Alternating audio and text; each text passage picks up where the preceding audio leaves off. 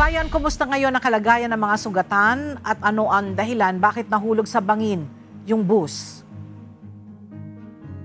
Yes, Ella, magandang tanghali. Ang mga sugatang pasahero ng DLTV bus na ito ay agad na dinala na sa Maria Eleazar Hospital sa Tagkawayan, Quezon. Itinuturong dahilan sa inisyal na investigasyon ay nakatulog ang driver nito kaya nawala ng kontrol ang pasaherong bus.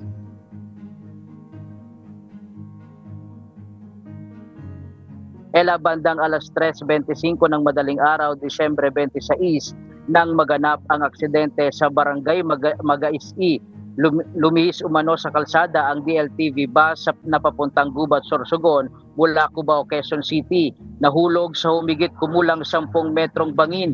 Ayon sa paunang investigasyon, nakatulog ang driver na si Jay, 48 anyos, kaya nawala ng kontrol sa manibela. Maluba ang kalagayan ng driver habang sugatan naman ang alternative driver nito. Ilang pasahero ang nagtamo ng mga sugat samantalang 4 na ang kumpirmadong nasawi na ang ilan ay inaalam pa ang pagkakakilanlan. May isang lalaki ring natagpo ang walang malay. Agad na rumisponde ang mga tauhan ng Del Gallego Municipal Police Station, Bureau of Fire Protection, Municipal Disaster Risk Reduction and Management Office at Tagkawayan Rescue.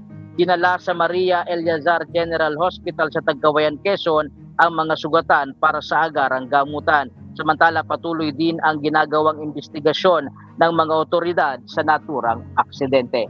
Yan muna ang latest live mula dito sa Camarines Sur. Balik sa iyo, Ella. Maraming salamat, Ryan, sa Latandol.